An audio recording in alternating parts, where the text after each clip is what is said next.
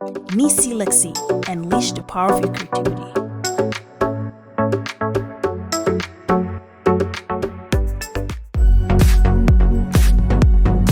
Hello, everyone, and welcome to Neeceelexy Live as we go virtually around the world to bring you the very best talented as well as some highly educated people.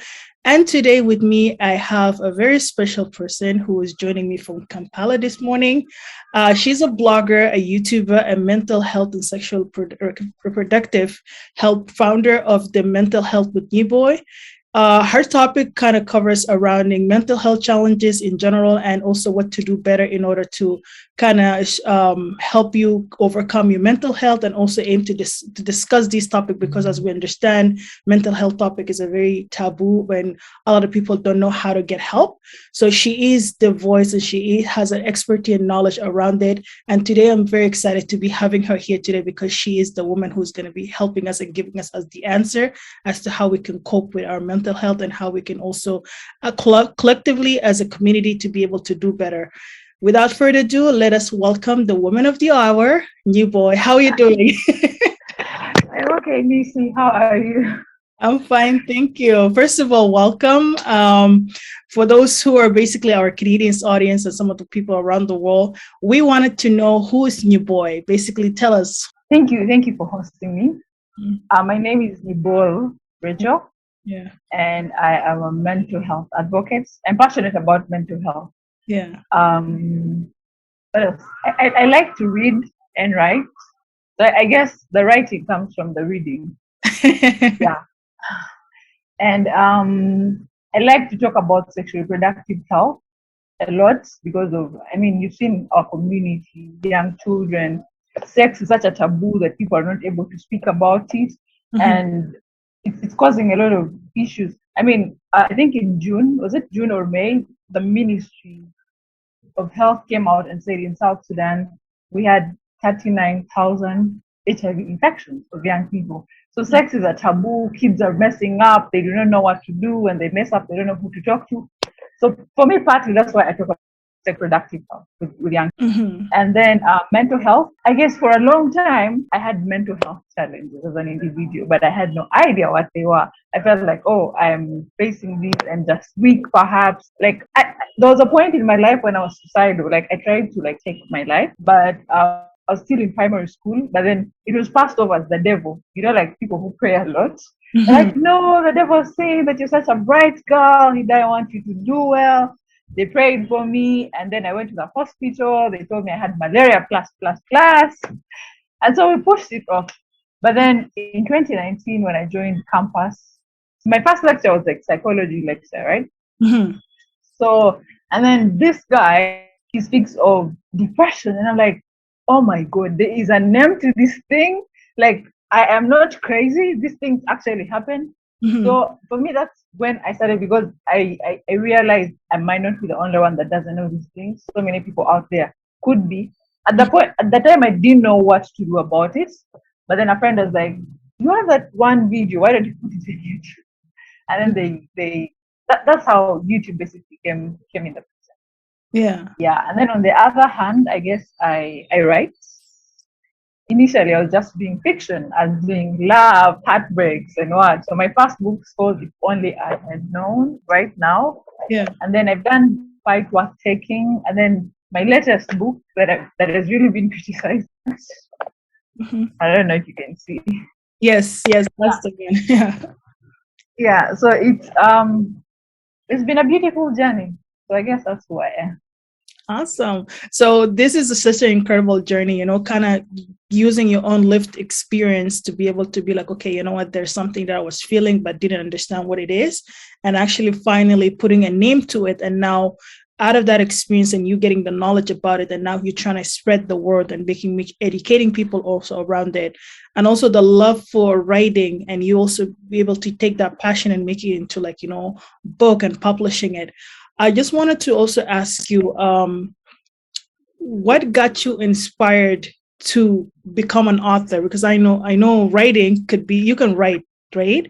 But what inspired you to be like, okay, you know what, maybe it's time for me to also kind of put it in a book and kind of launch it out?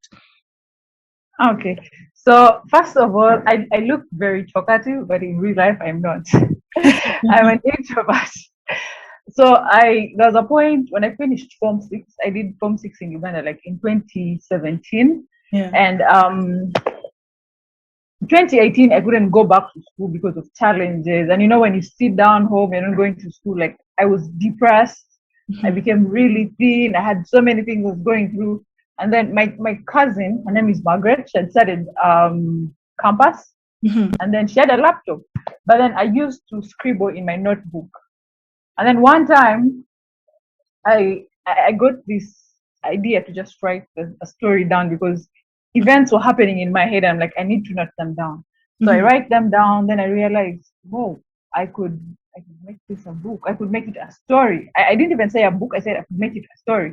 So I Mhm. write it down and I ask her for her laptop. I begin to like type stuff like that.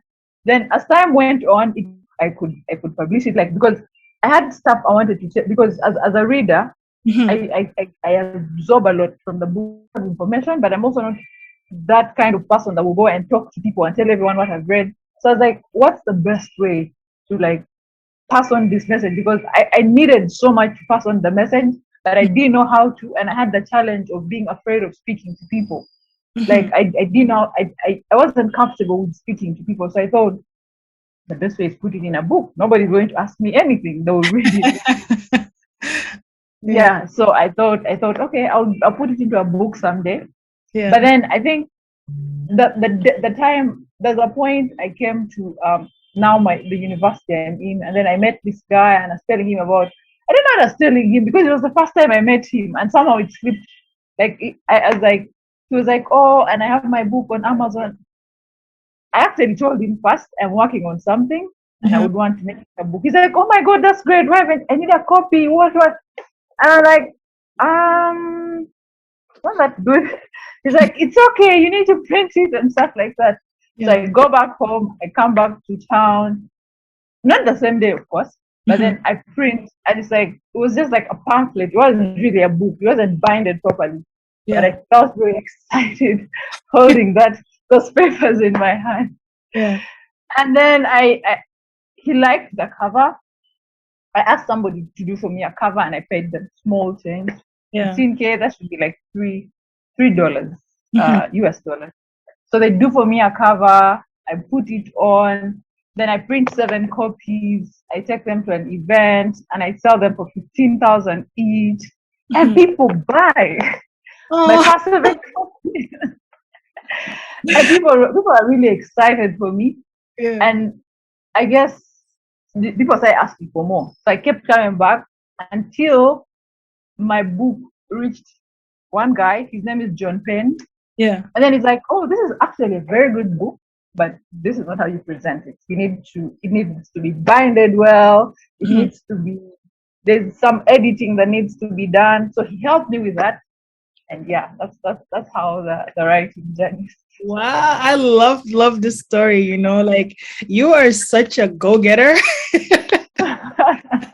Thank you. I didn't tell you. So before I was selling these Mhm. before the books came in the picture, Yeah. there's that point when you're really bored. So I used to go and learn how to bake, right? Oh, yeah. So yeah, we didn't finish like the whole class, but I had learned how to make donuts. I had learned how to make cakes.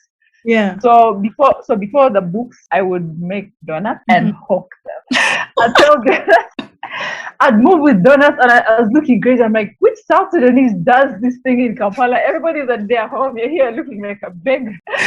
I would move, and it was clients actually that made me hawk them because I'd pack them in a kavera. I put them in a colorless dish and hold in a kavera. And Yeah. then people would stop me. Oh my God, those donuts look nice. Can I get one? How much? And I'm like, I was going to sell them elsewhere. Like, please, I give them. So Yeah. I got to understand at that point that people actually like the donuts I was doing. So I started moving in like a colorless Cavera. Yeah. So between our home and like the taxi is like, I think for you guys it would be like a bus station. Yeah. Yeah. So before I reach the bus station, I would make like 10 or 15,000 shillings. That's like, I mean, it's a lot of money for somebody that's not employed. Yeah. So That's oh my a God, hustle I started mindset. Yeah.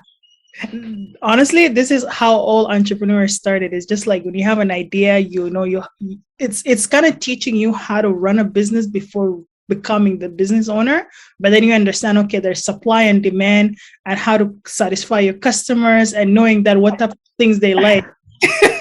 True. And funny enough is you learn along the way. You don't know everything. You just start like, oh, let me do this. Then you realize I made a mistake. Oh, I can correct that. Yeah. Yeah. But don't you realize that, like, the journey for entrepreneurship is not like a linear thing? It's always like curvy. You start with one business idea and then you end up somewhere else. For me, it's like Yes. modeling, doing fashion, and then now digital marketing. There's no connection between the two, but the knowledge of how to handle business, how to handle customers is all the same. True. But I'm so far I know we haven't got really deeper, but I'm already liking the story. Yeah. It's really Okay. good. Yeah. But let's get back to obviously the mental health. You actually started a YouTube channel discussing mental health and everything like that. Yes. And obviously using your own lived experience and kind of trying to educate people about it. So why do you think that is such a taboo for our community to discuss such issues? Like, or is it has to do with like the lack of knowledge, or does it has to do with like culture wise? Like, what is it? I think there are two things involved. First and foremost is awareness. A lot of people do not know that they're dealing with mental health challenges. Mm-hmm. People just think, oh, maybe I'm weak, because there's that aspect of strong people do not speak about their challenges. They manage life. So people, especially the men in our community, South Sudanese men, are very afraid to be seen as weak. So what do? They keep quiet with their mental health challenges. So I Mm-hmm. think that the challenge with our community is lack of awareness. Mm-hmm. Right now here in Kampala, we have families that are dealing with drug addiction, alcohol addiction. We have people that have mental health. Kids are suicidal. Kids have depression, and parents and kids do not understand themselves. Mm-hmm. And so a big part of that is because we do not speak about this enough. People do not know, and then also our culture, sort of, people find pride in silence. Mm-hmm. You would rather be quiet than speak about it, about what you're going through. Yeah, I think for us that's mainly why. And then second of all, our history. I mean, my third point. Sorry, our history as South Sudanese. When you look at where we've come from, Yeah. we've had a lot of chaos. Whoa. So we're traumatized. Parents, because I studied in Uganda, like primary school, secondary school, now campus. But then every school I went to, this actually sort of impacted, this had an impact on why I also did mental health. Every single school I went to, South Sudanese students were the most notorious. They would fight amongst themselves, they would beat teachers, they would beat other students. It was like a big chaos. And I kept asking myself, why? Like, what's the correlation? Even kids that were not born in South Sudan. So parents have sucked up trauma from when they were young, from the chaos they were in, and then they pass it on to young children. Mm-hmm. So now we're dealing with issues of, and some people do not think anger is a problem. Usually, when a kid is has anger management issues, they tell them, "Oh, he got that from his dad. His dad is like this." So kids grow up with a mentality of, "I am like my dad. This is natural. This is Territory. inborn." Yeah. Yes. So I guess that's the challenge. We have trauma that parents keep passing on to young children, Mm. and I have a feeling like, because there is no data on this, but there is a lot of post-traumatic stress disorder (PTSD), especially with families that have soldiers, which is literally almost every family in South Sudan. Yeah. People that went to war, they still experience those symptoms. They still have challenges. They did not heal, and now this is affecting how they live. I've actually put part of that in my book, The Sexual Urge, because sometimes people think once you've left the war battlefield, because you left it 10 years ago, it has gone. It hasn't. It comes back with some people. They have challenges. Now it becomes very difficult for them to like the person that comes back from war and the person that went to war are like two different people, because now they're aggressive, they are affected. Yes. Yeah, that's for sure. Like, I do definitely agree with you. Like, PTSD is a serious thing. And sometimes a lot of people who coming back from a war, like the slightest sound or the slightest movement, it will trigger them with the things that they experience in the battlefield. And that could also be like a very issue that, and then, for example, if people don't understand what is in their head and what's going on, that can also make it very difficult relationship among their family and the loved one around them. And because the loved one is not able to handle that type of trauma and then what that person experienced, because that person is not speaking about it, that also becomes an issue within the household itself. The other thing I also notice is that when somebody finally discloses that there is an issue within themselves, that they're struggling with mental health, people automatically label them as crazy. But that could not be the case. They can actually get help early on. So from your experience, just kind of knowing that there is mental health within our community, is there any resources or are there any services that is currently available, would you say, in Kampala to help those individuals, or where can they get it? Yes. So in Uganda and Kampala, I know a number of places they can go to. I've gotten numbers from therapies, from rehabilitation centers, but the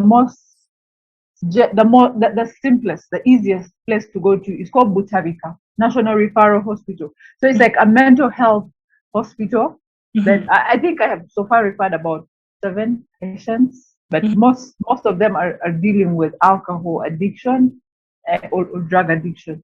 So people usually protect their loved ones that are having schizophrenia.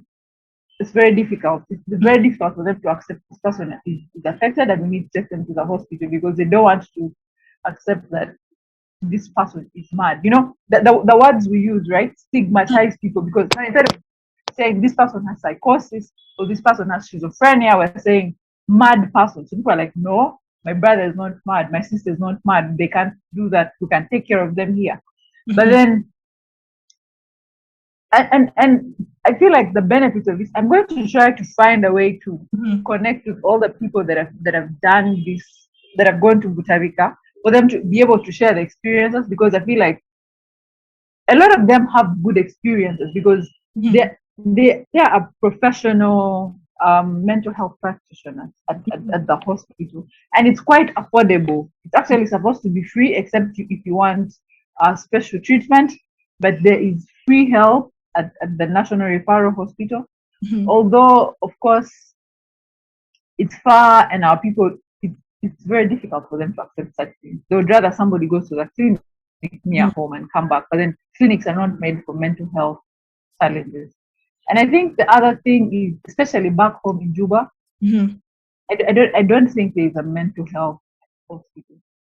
Wow. I went to church one time, and mental health patients, psychotic patients, I think, okay, I can't diagnose what their condition was, but people were tied up in church. They were tied up to trees so that they do not, because their family members probably think this is a demon, this is like a demonic thing, they need to be prayed for, this is Satan and blah, blah, blah. So they're not taking them to hospitals. But then also I think it's very tricky in the Juba case, because since there is no space to take them, because some of them are apparently tied up in prison. Why are you taking? That's like, it's like saying my patient, my brother has malaria and I take them to prison. Mental illness is illness. It can be treated. So they're being tied up.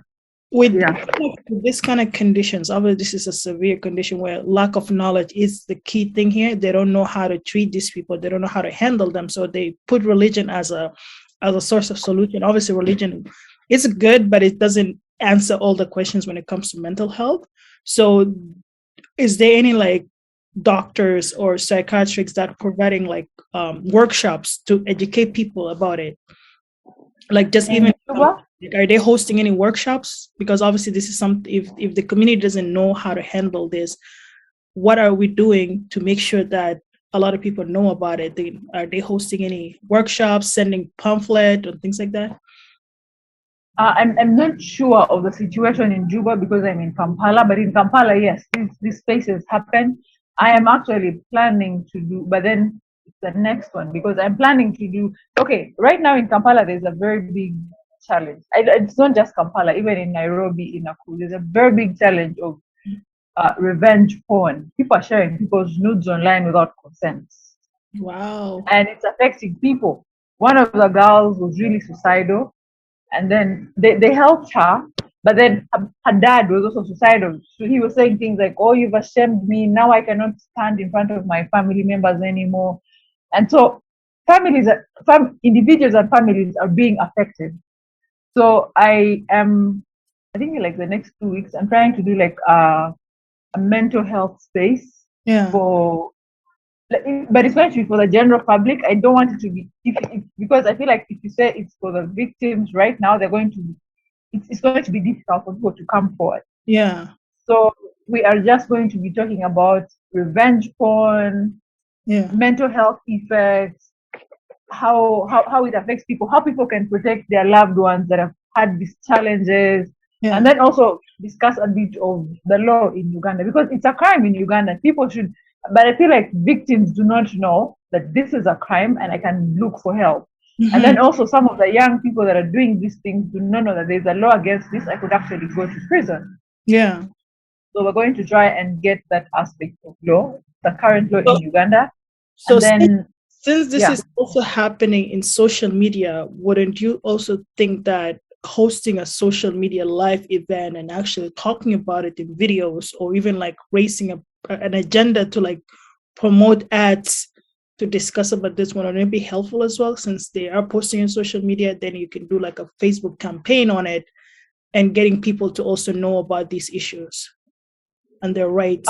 I've thought about the social media aspect, and I think we're going to do that because we're going to record this. We're going to have like a videographer record the whole thing, and then we shall put it on YouTube, the important bits. But then I'm hoping, my team and I are hoping we can host a Twitter space to deal with this. But then the thing with the Twitter space is we shall need different people, because I'm thinking, because this challenge also, this happens in Juba a lot, this happens in Nairobi, this happens in Nakuru, this happens, I've even seen South Sudanese in Australia that were affected.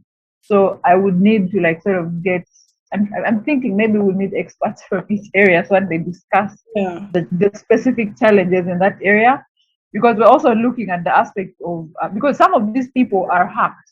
Somebody sends you a link, and then you click the link, and then they get access to your private stuff. So yeah, we're thinking of that, of putting it online. Yes. Oh, that's really good, because I can only imagine how many young kids who don't know, especially because social media is a very new thing for East Africa, whatever. And a lot of them don't know how to use the Facebook. Even Facebook itself, if you're able to, if somebody was to post something like that, you can even report it and automatically will be taken down within like few hours. And these are some educational things that definitely needs to be in place. I'm glad that you guys are doing something about it and that you guys are raising awareness and hosting workshops like this. I think it's going to be beneficial for them. Yeah. Yes. And one thing I want to get back to book publishing. Obviously, you're an author. For me, I don't think my book is ever going to come anytime soon. I meant to release one since 2018, but that book is parked somewhere. It will have its own time. Okay. But I am so glad that you're able to have at least 3 published books and that you work on it. And four, right? 4 books? Yes, 4. Look at that. 4. Walk us through the journey, like on your book writing process. Like what does the process look like? Like, is it mostly like first you're inspired by something and then you start writing? Or do you just kind of have like let's say dedicate like 3 months of just hardcore writing it and publishing it? Like how that whole process look like? So I don't have a definite plan for every book. Like I do not have like a particular routine to say, I'm going to write a book every day, I'll be doing this and doing that. But then it's inspiration. Sometimes some of these things come from around you, right? Sometimes you wake up at midnight and like with this important idea, if I do not write it down, I'm going to lose it, or you can't sleep until you put it down. So for me, I have a morning routine, right? Because I'm very slow as an individual. Oh my god, I'm very slow. So I need to wake up before everybody else. So I wake up at 4 a.m. I work out, I meditate. It's not serious working out. I just run up and down the stairs. I meditate, I do some yoga, but then I also read and write. So I use 1 hour to read, then I use 30 minutes to write every day. So I, I if I'm working on a book at that time, then that's the time I write. Like so for me, I guess the fact is every morning when I write like a page or just one line, as long as I've added to it. Because if if you sit down and be like, oh, I'm going to sit down, then I write a book for 3 months, it's not going to happen.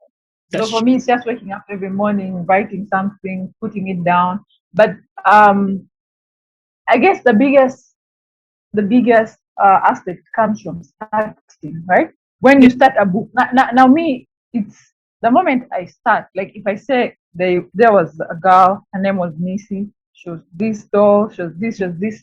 It flows. Yeah. So once I start, I have to be. I write and then I come back to sleep. I could actually dream about the next what's going to happen next. Yeah. So it just leads me in that aspect. But then also, so now what else I do is because I'm trying to put in mental health and sexual reproductive health. So I keep that in mind at the end of the day.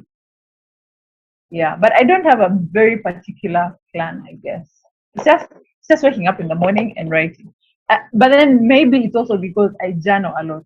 Because there's some aspect of my book right now, the sexual art that I did. I had written the book, but then there was something about the beginning that I didn't like. So I went back to my journal and I started borrowing stuff from my journal.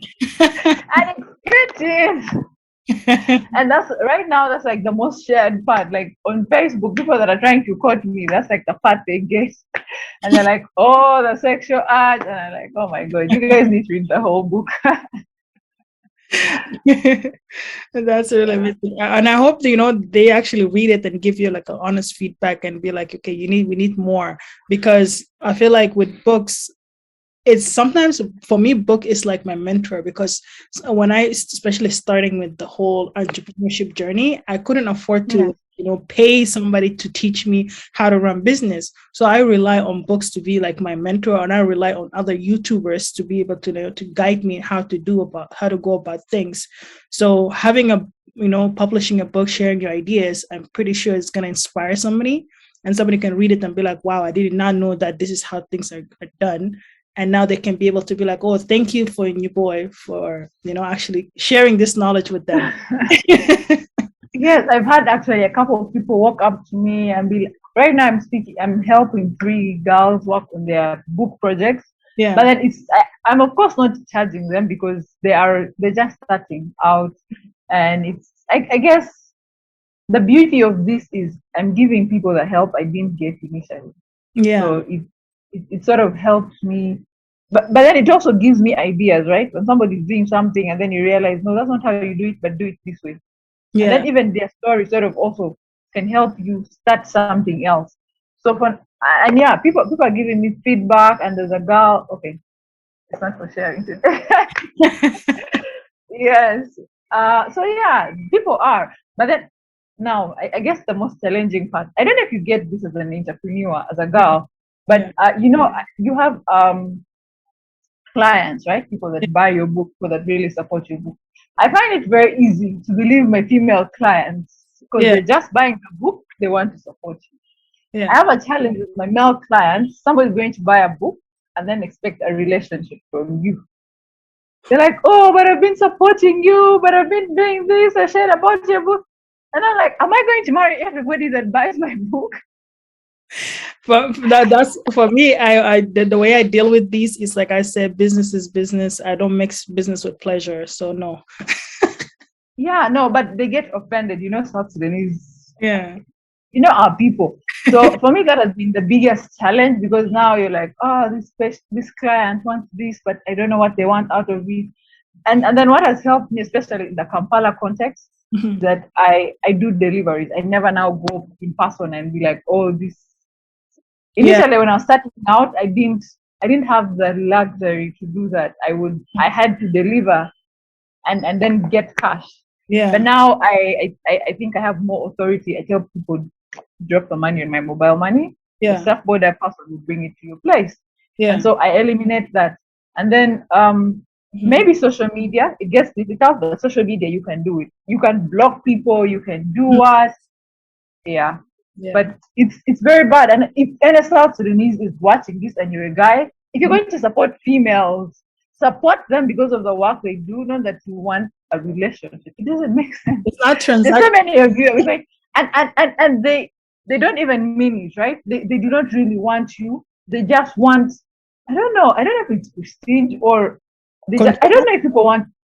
I have no idea because I know of a person that did that. They came to me and said the same thing. And then I have another friend, female friend, who also writes. And they went and told her the same thing. I'm like, oh my God, you babe. This guy said these very things to me. And she's like, and she had started falling for him. And then a third person also. But then she wasn't in the writing space. But she's also like doing stuff, great stuff. She's into like, I think, she's an entrepreneur. And then that same guy will say the same things to them. So I do not know what it is. It's like people are going to see you try to take off and then they want to hold you so you don't fly. I like, no. My advice is always goes like, if it's business, it has to stay business. We cannot go beyond that. And that is always kind of, and make it very clear to them. Be like, hey, look, if you want the book, we could deliver it to you. You will not meet me in person. And then you can also try to find other ways to how to sell the books, maybe through Amazon. I'm not sure if Amazon is a thing in Kampala. That would kind of like, if they want your book. If I was to put anything on Amazon, it would be like for the market outside, not in Uganda. Yeah. And then maybe also collaborate with some libraries, some bookstores, and, be like, hey, I have books, copies that I can put in the shelf, and then you can do consignment, get an overhead price for it. And then they can also sell your books. And that could also eliminate, because if somebody wants your book, they can just walk into that store and buy it. And you don't necessarily have to meet them or see them. Yeah. It's unfortunate that they do that because that's not the right way to do business. It's really difficult. Yeah. Those are been meant for you. It's not even everyone. It's just those few people that makes your life difficult. But on the brighter side of things, what would you say is one of your most memorable moments, either as a mental health advocate or as a book author? What is your most memorable moment? You're like, wow, I actually can do this. I don't know if there's any exact.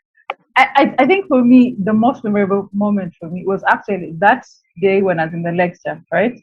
When Mr. Quizzer was saying, oh, mental health, depression, it was like a light bulb had been turned on. There is a name to this thing. Mm-hmm. I am not abnormal. It's a medical condition. I can take. It's like you go to the hospital for it. So for me, it was the biggest liberator for me. I felt like, oh my God, there's so many people out there that do not know this, and that's why they are going through this. I could go out there and help. So for me, that was the biggest moment. And the other biggest moment for me was when I sold my first book. I was really excited, very, very excited. Yeah, and oh my God, you see, like my latest book, where did I put it? The sexual urge. The day I posted pictures on Twitter, like I just took a picture, like, oh, let me put it up. And I did. I thought, yeah, I'll get engagement. I was expecting 130. Yeah. I go back and see 2K. 2K. Every hour I went back, I was like, oh my God, Neecee. I went down on the floor and I'm like, God, I'm not going to manage this. I got anxiety. And I'm like, what the fuck? Like, people are going to criticize me. I was very scared what people would think. They'll be like, this girl is calm. I dealt with imposter syndrome after that. Like people are like, you should be happy, you should be like, this is it. This is what every writer is looking for. You got it, you shouldn't be scared. But I was very scared. Yeah. That's the reality of a lot of entrepreneurs. Like when you're so good at something and then you start seeing success, the fear of being like, oh my god, am I fake or am I doing this? Like Yeah. it's very natural. It's normal. But that moment, that's the moment you should be like, okay, you know what? Maybe it's time for me to put more sauce in it to push harder, because you don't want that little fear to set you back to where you were. It's like, no, you have come so far for you to go backward. Yeah. Yes. Oh my God, it's very scary. Very, very scary. Yeah, I can Oh relate well, we're many times. maneuvering. There was Yeah. there's few time in my, because I've been vlogging for the past 5 years. I Okay. would say there was 3 episodes where I'm like, I am done blogging, like literally legit.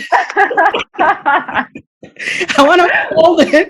I was like, okay, maybe I should shut down the whole YouTube thing. And also, one time, one of the most recent one is like in February when my Facebook account was actually hacked, and I lost everything. When I mean everything, everything was gone, and I had Oh to my God. rebuild from scratch. And the whole new YouTube, Facebook, and everything that I have, it's all secured. But it's even though it's growing bigger than what my old Facebook is, but I had to be like, you know what, that little moment cannot defeat me. I have to come back and actually open a channel and continue pushing. And So it's you started a new channel, a new YouTube channel?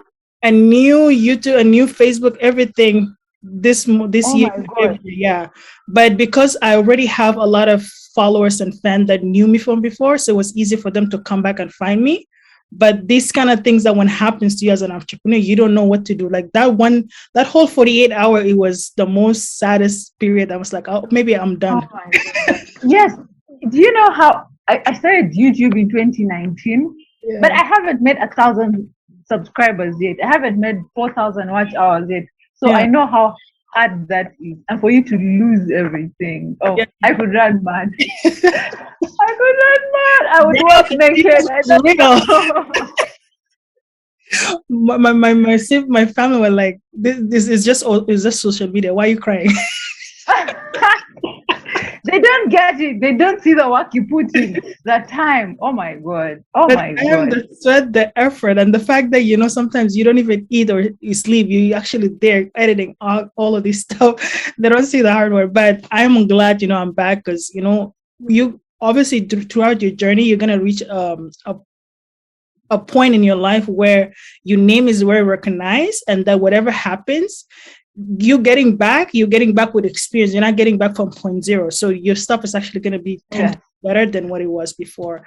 So obviously we talked about your book. We talked about, just kind of getting over that feeling of, the syndrome that a lot of entrepreneurs can experience. And then one thing I also noticed that during the pandemic, a lot of creative entrepreneurs, they were at the find it as like a good time where they were actually kind of sat back and able to express their feeling, able to do a lot of creative. For other people it was challenging, for other people it was a blessing. But how do you think that the COVID pandemic actually has helped you as an author or as a mental health advocate? Because during this time itself, a lot of people were struggling with a lot of mental health issues because they were finally at home, especially if they were home with a lot of the abusers. They were in Canada. There was a lot of cases of actually domestic violence because of the pandemic, and a lot of people were struggling with that. So how do you think that this course have actually impacted the way you were providing your service, or how you were educating people, or was it actually better for you, or did it actually impact it in any way?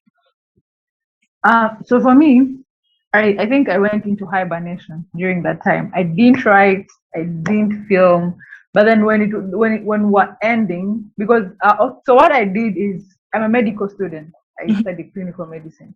So what Mm-hmm. I did during that time is I went to a hospital, a health center Mm-hmm. here in Uganda, and then I began to volunteer. So most of the times I was at the hospital, I didn't do anything personal like writing or reading. But then at the end, when we're finishing, I would film. At Mm-hmm. that time, I was still using my phone. I was using I had an iPhone that I was using to film.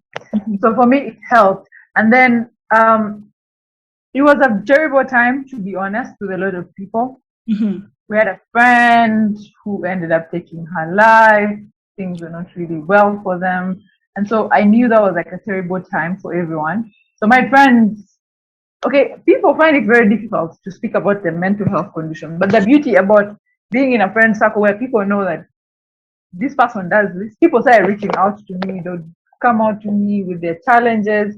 And usually it was just the fact that people were unable to move. Seated at home. Now you don't know how to live with yourself. Some of them were not actually living with relatives. They were alone, but then people don't know how to be with themselves. Like they're like, what am I supposed to do? Like they don't know who they are. So at that point, demons begin to come out. Like there are parts about yourself that you don't understand. So I guess part of that of COVID, I spent it talking to my friends on phone and trying to give them teletherapy, letting them speak about their challenges. And I guess for me, the most kind of thing I do for people is I do not prescribe medicine. I'm not licensed. I'm not a psychiatrist. So what I do is I encourage people to speak up. So what we do is like talk therapy. Somebody comes and tells you about their challenges, and most times, most of the people that come to me, I don't even do anything for them. Like somebody just sits down and they narrate their story. Oh, this guy got me pregnant, but now he didn't want to take responsibility. I have to abort. I have to do this. And then as they narrate, they get ideas themselves. They're like, oh, I think I should do this. Thank you, Nyibol. And I'm like, I didn't do anything. I didn't say anything. But yeah, so for me, that's how it was, COVID. It's just for the fact that you giving them a space to speak about it. It's like finally they have a voice or a mirror to be like, okay, you know what? Maybe everything is just in my head. I'm overreacting. I can find it when I speak to person that I know actually sometimes they have the answer within themselves, but they just need to talk to somebody. And and I'm glad that you're able to kind of be there for them and be like the listening ear, because you listening is not a way of judging them, or you kind of take away the friend out of that listening. I can't judge them. I'm going through the same challenges. You're putting the expert hat on. Yes. And I feel like maybe they feel also safe around you, because they're like, okay, you know what, you actually listening to them, you're actually giving them time of the day, which is a good thing. So another thing I wanted to obviously kind of ask you, for anybody that wanted to actually start either become an author, what advice do you have for them, and the reality of being an author, that challenges that they might have faced just kind of starting out? I don't think it's that hard. I feel like people make it look like it's a very big thing. It's a very big thing only if you want to do it in one day. But it's something doable. The most important thing is you start. If you've written, it doesn't have to be very big, by the way. There are people that do poetry. You write a poem, then another day you write another poem. You can get a collection and print those. So for me, I think the most important thing is the moment if you'd like to write. I think it's harder for people outside, because if you're trying to look for a publisher, but then the easiest part that I've seen as an individual is self-publishing, where you write your content, you edit, and edit, and then you look for somebody to edit for you, somebody else, but you make their work easier by going over it yourself. And then once they are done, you can print a first copy and see how you like it. And I assure you, the moment you print and you hold it in, like, this is my book, there is no going back. Because I feel like we're all writers, right? It's just that some of us are published, others are not published. But there is no big difference between me, who was published, and the other person that has not yet published. We all have stories. We all write them down. And I think the only difference is that I have put mine out, and maybe I've made some little kamani. Yeah, but anybody can be an author. Anybody, as long as you know how to read and write, and as long as you can think of a story in your head, or as long as you know something. And you don't have to be an expert, by the way. You could know better than everyone. If you know 10% more than I know, you're better than me. You can teach me that 10%. Put it down in a book. So I don't think you should complicate. And I think the big challenge is, once people have ideas, they want to go to like the very big publishers who have a lot on their table, that they can't even give you time, because they want people that have made names, that are going to help their books sell. I feel like start where you are. If you have, especially if you have a computer, anything where you can type on, even your phone. These days, phones are that advanced. Mm-hmm. Write down your ideas or things that come to your mind. You could go out and see something happen on the road, maybe an accident. I remember one time during lockdown, I still have that piece. I'm going to see what to do with it, but I know it's going to be a powerful piece. Mm-hmm. A lady died in front of me, and it was quite traumatizing. And then I was praying very hard that she had not died, and people are like, "Oh, she's died." We had just come out of COVID, Mm-hmm. and they were moving her and her friend, and she fell down.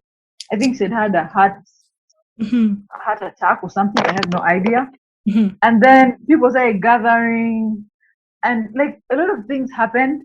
Mm-hmm. 30 minutes later, a lady came from, like, it was next to a school, from the school, and like people are like, "Oh, she's already dead." And I'm like, "What do you guys know about last office? You can't declare anyone dead until their pulse is not there, or like something has to be done before you say somebody's dead." But unfortunately, they were right, and I was wrong. I was just emotional. I left that place crying. Oh. I left that place crying because I was like, "Wow, that could be me. You could be walking like." That person left their home in the morning knowing I'm going to jump early, going to buy for my kids stuff or for my sister or for my what, and there they are, they die. So I think, but then when that happened, it was traumatizing. I felt really sad, but then I also came back home and wrote it down, and that helped me. By the way, writing is very therapeutic. So I would advise anyone that has challenges that you can't speak to people. If you've had a heartbreak, oh my God, you can turn your heartbreak into money. If somebody has disappointed you, if someone has broken your heart, you can use that heartbreak. Yes. Yeah. So I think people should just go ahead and write. The hardest thing, which is simple, is for you to go down and write a story. Yes, and a heartbreak can make you become a brand. So that's another story. No, you see, even artists, Taylor Swift, their biggest hits are heartbreaks. Adele, Yeah, something bad had to happen for them to make such good music. I actually saw a quote on Instagram says that sometimes you need the heartbreak in order for you to glow up. I was like, damn, that was very deep. And it's true. It hurts, but it's true.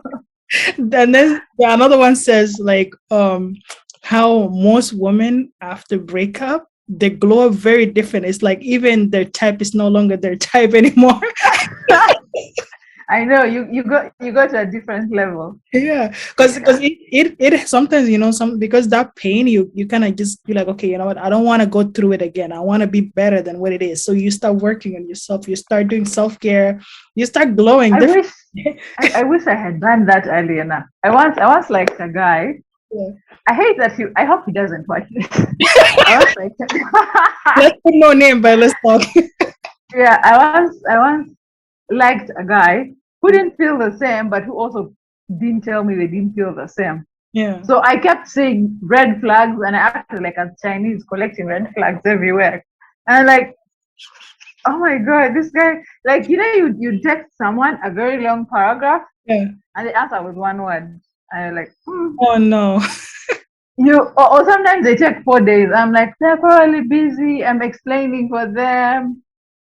You're trying to give them benefit of doubt. You're trying to be nice. Maybe. Yeah.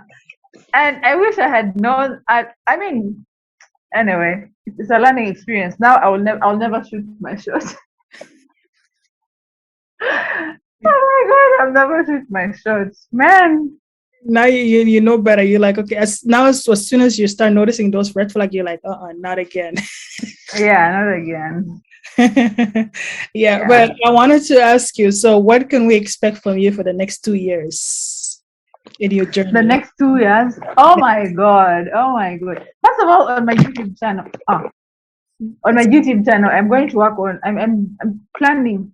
Mm-hmm. I do not have the resources yet, but I'm working on a project. Yeah. Young people, sex, pornography, and masturbation, and I'm bringing really, really big people. Yeah. From the military, experts on sex education and young people. Yeah. I'd want that to sort of do the. We've been having a challenge of what is the right time to speak to young children about sex. Mm-hmm. Because the other day we're in a lecture, and our lecturer was saying we need to give children that are the girls that are between 9 and 10, we need to give them family planning methods. Mm-hmm. And we're like, that's too early. Mm-hmm. And he's like, no, it's not too early. And then started giving us examples, started showing us data, facts. Kids come to his hospital, somebody is 10 years old and they're pregnant and they did an abortion, but then it wasn't proper because they were doing it on their own. And then it's like, if somebody is pregnant when they like 11 is too early. And then when they went back to check the details, this was like an adult in their family that did this to this girl. So there's that, and then we're like, no, this is a legal issue. This person has to be arrested and stuff. He's like, yes, the person has to be arrested, but these people are very many, and the girl ends up with not just say for example, if the person had HIV, it's not just the HIV, it's not just that they've been assaulted, there's the physical pain, but now you're going to make them get pregnant. Pregnancy is hard. If somebody is 11 years, their pelvic is not mature enough to push, right? So there are very many complications. And then, so I would want to host him and some other people so that we discuss what is the appropriate time and what should parents do, because some parents feel like their children are young, but children are doing things behind their backs because it's because they don't know who to talk to. So yeah, that's what you expect on YouTube.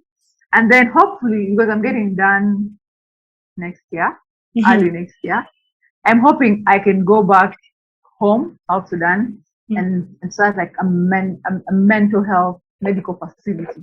Yeah. I would want to do an inpatient for the patients that are somehow a danger to community and community is a danger to them. And then we could have like a space for the regulars, the people that are dealing probably with depression, anxiety, things that they can handle, but they can still go back home. Yeah, so I'm hoping that can be possible, but it's all in God's hands. Wow, that's a very big plan. And I just want to tell you, first of all, congratulations in the school in advance. I know you're going to graduate with honors. Thank you. And for the mission to to take your knowledge back and make a huge impact and build an on facility, because we need that. And I want to say that this is something very important and it's well needed. So I would definitely keep in touch with you. And in case you want to come back here, discuss anything in the future, promote anything, just feel free to reach out to me. And I will. I will. I want to thank you also for being here today. I feel like this video is not only going to inspire people, but it's also going to inspire a lot of discussions that we need to have.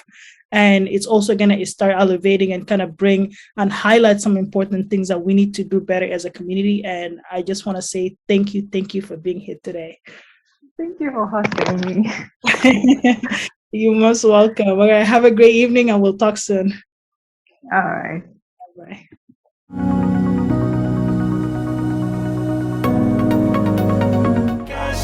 Never stop competing, yeah. I've been doing this, I'm on it. I just wanna be iconic. Sipping on a gin and tonic. Got me going off when I'm on this topic, yeah. If I ever play out